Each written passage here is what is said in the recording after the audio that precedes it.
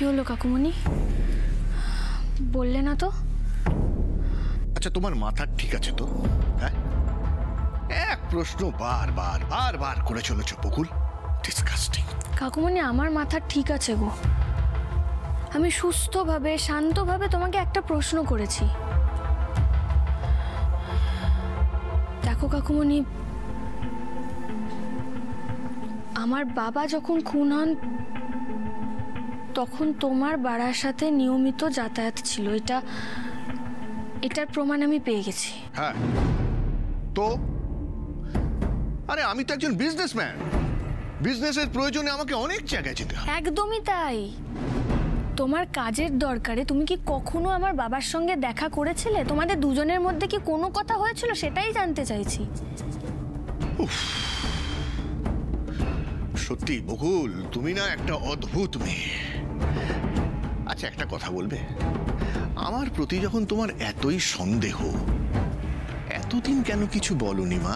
কাকুমণি, আমি নিজেই এতদিন কিছু জানতাম না।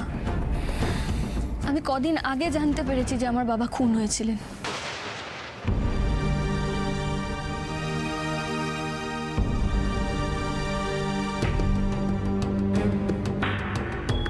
বাহ, চমৎকার। দেখো বকুল, আমাকে তোমার এই সন্দেহ করার বাতিকটা এটা তো প্রথম নয়। এর আগেও বহুবার করেছ, কিন্তু কোনোবারই কোনো প্রমাণ দিতে পারো পেরেছিলে বল। তাই তোমার এই সন্দেহ সন্দেহ খেলাটা আমার কাছে নতুন নয়, আর এই প্রশ্নগুলো আমার কাছে গুরুত্বহীন। তোমার কাছে গুরুত্বহীন হতে পারে কাকুমণি, কিন্তু আমার কাছে এই মুহূর্তে এর থেকে বেশি গুরুত্বপূর্ণ আর কিচ্ছু নেই।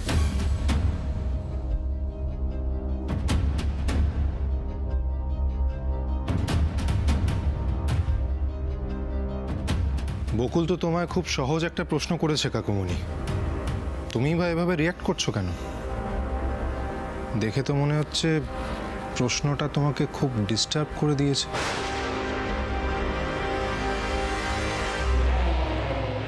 শান্ত সমর, শান্ত। তোমার মুখ থেকে ভয় সরাও। সবাই যে সন্দেহ করছে, এই সময় তো মাথাটা ঠান্ডা রাখতে হবে, নয়তো বল ওদের কোটে চলে যাবে। আচ্ছা, তোরা আমাকে কি ভাবিস বলতো ঋষি?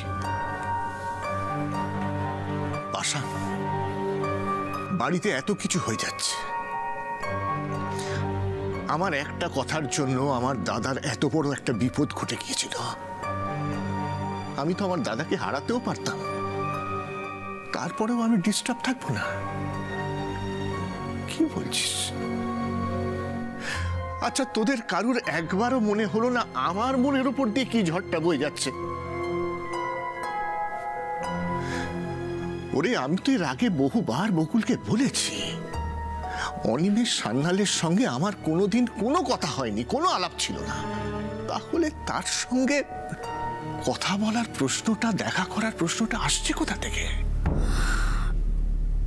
আসলে কাকুমণি, বাবা খুন হওয়ার ঠিক কয়েকদিন আগে কেউ একজন পুলিশ কোয়ার্টারে এসেছিলেন বাবার সঙ্গে দেখা করতে। ঠাম্মি তাকে দেখেও ছিল। তো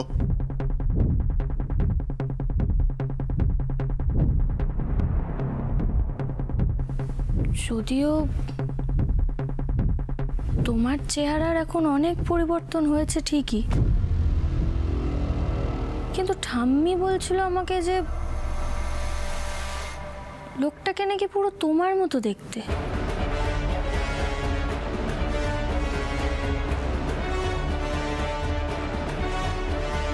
ঠাম্মি কিন্তু কারুর চেহারা সহজে বললে না কাকুমণি।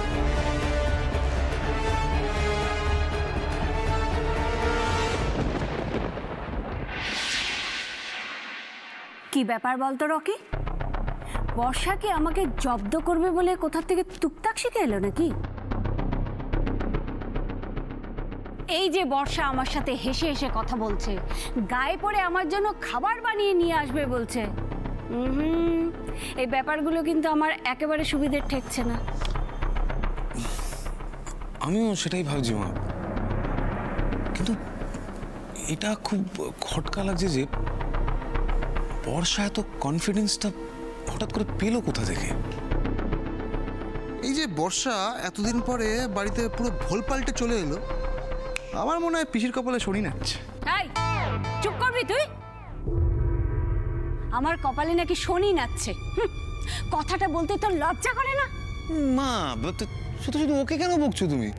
দোস্ত তোমারও আছে। এত কষ্ট করে তোমার কোমর ভাঙা নাটকটা করলাম আর তুমি কি করলে?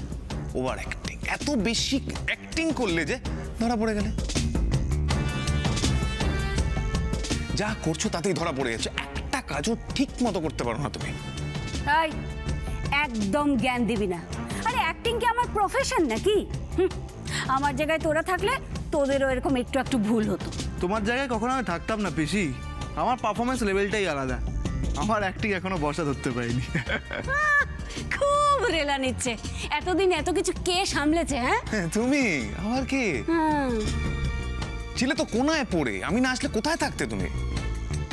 অ্যাক্টিং নিয়ে কি এত কথা হচ্ছে পিসি? আমাকেও বলুন, আমিও শুনি। এই যা, কখন এসে দাঁড়িয়েছে? সব শুনে নিল নাকি?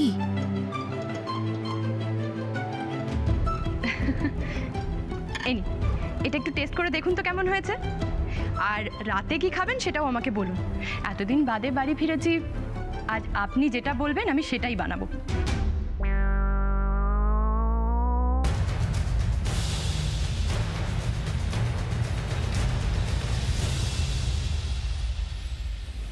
আমার মতন দেখতে,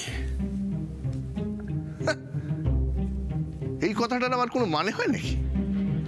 হ্যাঁ, মনে পড়েছে, নার্সিং হোমেও এই কথাটা তুমি একবার আমাকে বলেছিলে, কিন্তু তখন মন মেজাজ খুব একটা ভালো ছিল না, তাই গুরুত্ব দিইনি।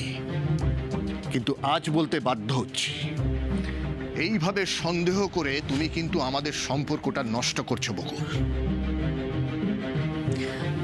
আচ্ছা কাকুমণি, আমার ঠাম্মি তো তোমাকে এর আগেও একবার জিজ্ঞেস করেছিলেন যে তোমার সঙ্গে ঠাম্মির আগে কোথাও দেখা হয়েছে কিনা, মনে আছে তোমার? হ্যাঁ, আমিও বোধহয় উত্তর দিয়েছিলাম উনি কোনো ভুল করছেন, কারণ ওনার সঙ্গে আমার আগে কোনোদিন দেখা হয়নি। সেই কথাটা কি তোমরা ভুলে যাচ্ছ বকুল? বকুলের ঠাম্মি কি শুনেছিলেন আমার আর অনিমেষ বাবুর মধ্যে কি কথা হয়েছিল? তাহলে তো সর্বনাশ। আচ্ছা বকুল, ওই লোকটার সাথে তোমার বাবার কি কথা হয়েছিল সেটা কি তোমার ঠাম্মি তোমাকে বলেছে? কি হলো, কিছু বলেছে ঠাম্মি? না, ডিটেলে তো কিছু বলেনি, কারণ কথাবার্তা শুরু হওয়ার পরেই ঠাম্মি ওখান থেকে চলে গিয়েছিল। তবে হ্যাঁ, ঠাম্মি আমাকে এটা বলেছে যে লোকটার চেহারা, মুখের আদল, হাইট, এই সব কিছু তোমার সঙ্গে মিলে যায়, কিন্তু লোকটার গালে চাপ দাড়ি ছিল। চাপ দাড়ি? কি স্মৃতিশক্তি বুড়ির!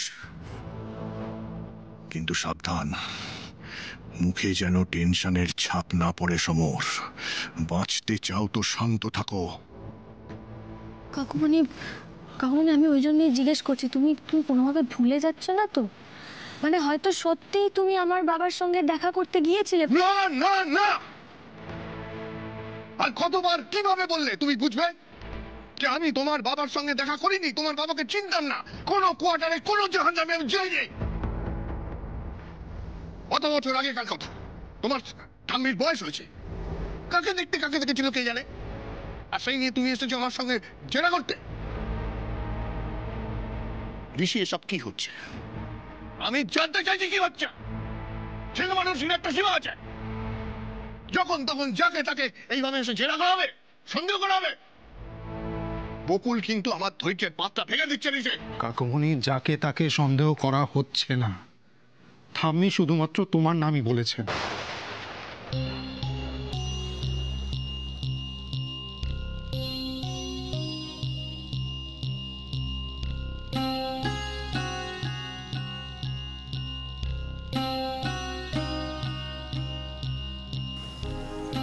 সরি, ভেরি সরি বকুল, তোমার উপর চিৎকার করে ফেললাম বলে। আমি তো তোমাকে স্নেহ করি বলো, তাই বকতে তো পারি। আসলে কি জানো মা, সব ব্যাপারে পুরোপুরি নিশ্চিত না হয়ে হুটপাট করে কিছু বলতে নেই। নিজেই তো দেখলে দাদার কি হলো। আসলে কি জানো মা, কাছের মানুষরা যখন জেরা করার ভঙ্গিতে কথা বলে তখন মনে বড় আঘাত লাগে। তুমি ঋষি, তোমরা তো আমার সন্তানের মতন। তোমরা যদি আমাকে জেরা করো, সন্দেহ করো, আমি কোথায় চাই বলো তো? কাকুমণি, তোমাকে কোনোভাবে আঘাত করতে চাইনি আমি। আমার বাবার ড্রাইভার গোবিন্দ বসাক, তাকে তুমি খুব ভালো করে চিনতে। বাবা মারা যাওয়ার পরে তুমি তার পরিবারের দেখভাল করেছো, তার পরিবারের পাশে ছিলে, অথচ তুমি আমার বাবাকে চিনতেই না।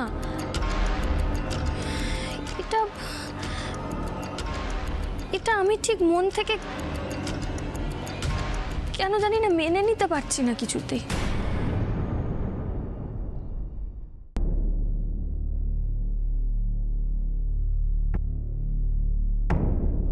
সরি কাকুমণি, এভাবে এই সময় এসে তোমাকে ডিস্টার্ব করলাম।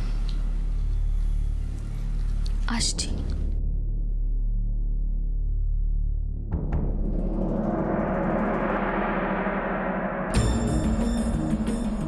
ফেসে যাচ্ছি, চারিদিক দিয়ে ফেসে যাচ্ছি, ব্যবসায় সাইড হয়ে যাচ্ছি।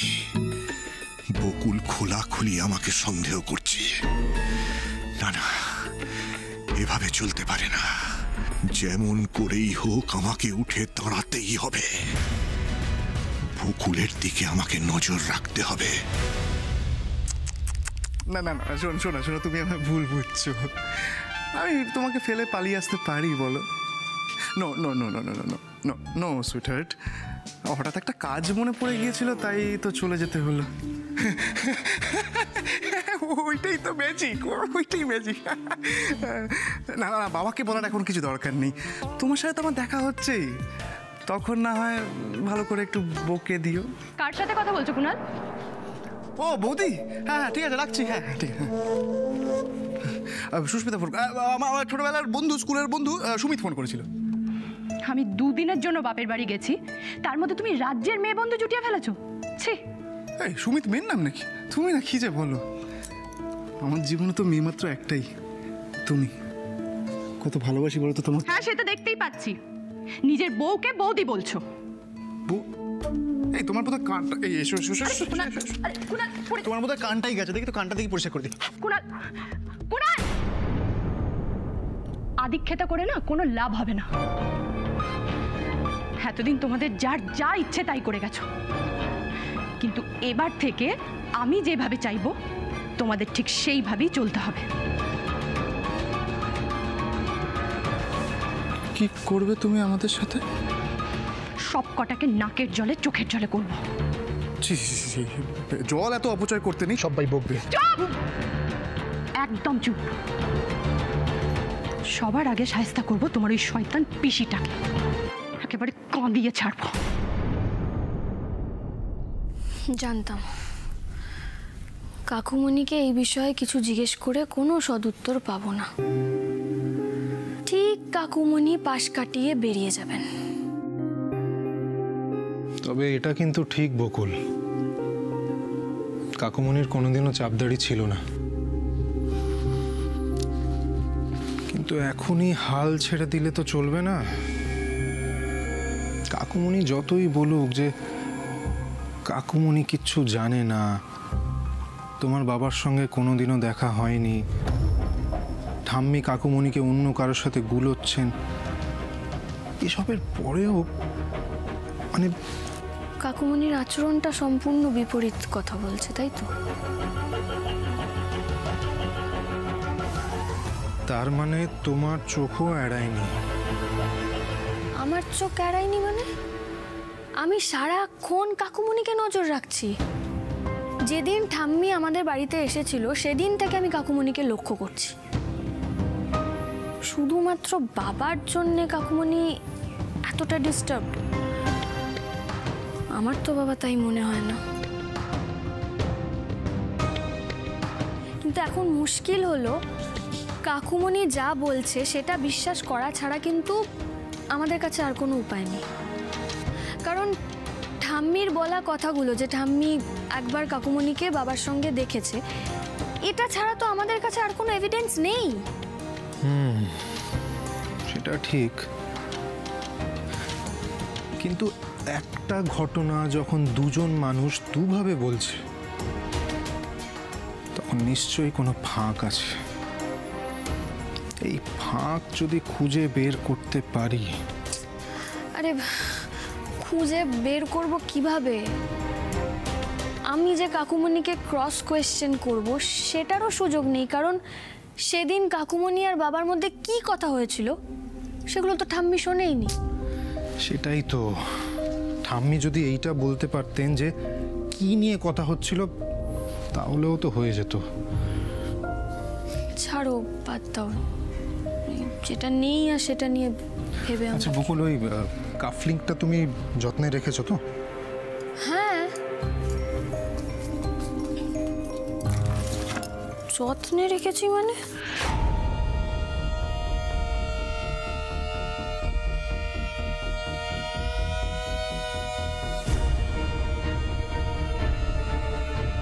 এটাই একমাত্র আর সব থেকে বড় ক্লু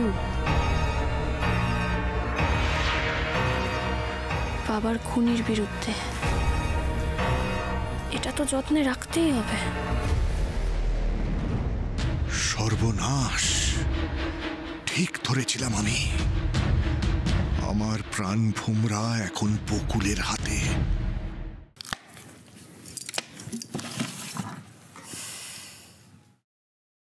আমার কি মনে হয় জানো, মেশো মুর্শিদাবাদ গেলেই আমরা আরো বড় কোনো ক্লু পাবো। মেশো কবে মুর্শিদাবাদ যাচ্ছে আমাকে জানতে হবে। আমি না কালই টুম্পা মাসিকে একটা ফোন করব, মেশোর নাম্বারটাও নিয়ে রাখতে হবে। এর মধ্যে হঠাৎ টুম্পা মাসি আসছে কোত্থেকে? আর মুর্শিদাবাদ থেকেই বা কি খোঁজ খবর নিতে চাইছে বকুল?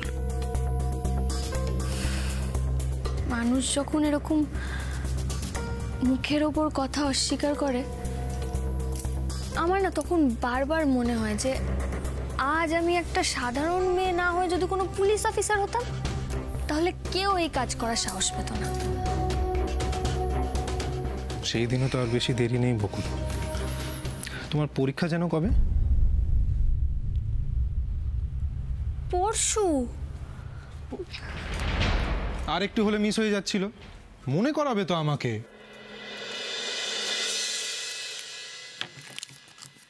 কি বলতাম বলো তো, এই কদিন বাড়ির যা অবস্থা ছিল।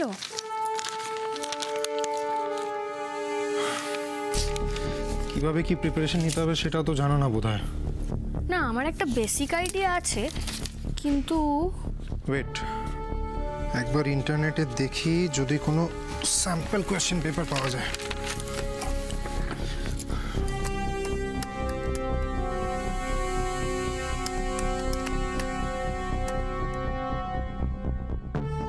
এই দেখো, পরশু হলো তোমার রিটেন এক্সাম।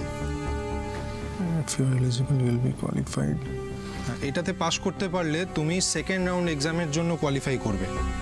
আর সেটা হলো ফিল্ড এক্সাম।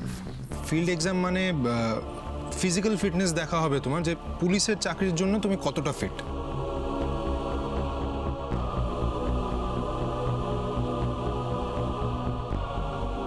আর এই ফিল্ড এক্সাম দেওয়ার জন্য তোমাকে রিটেন এক্সামে মিনিমাম 65% মার্কস পেতে হবে। এমনিতেই আমার অবস্থা সঙ্গীন, এর ওপর আবার যদি বকুল পুলিশ হয় তাহলে তো আমি শেষ। খুব শিগগিরই আমাকে বাঁচার জন্য অন্য কোনো ব্যবস্থা করতেই হবে। কিসের শব্দ? কে ওখানে? কেউ আছে বাইরে? একটু দেখো না তুমি।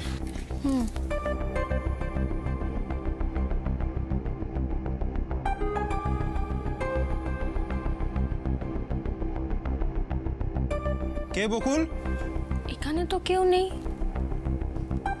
বোধহয় হাওয়াতে কিছু পড়ে টরে গেছে। ঠিক আছে, তুমি ভেতরে চলে এসো, দরজাটা বন্ধ করে দাও।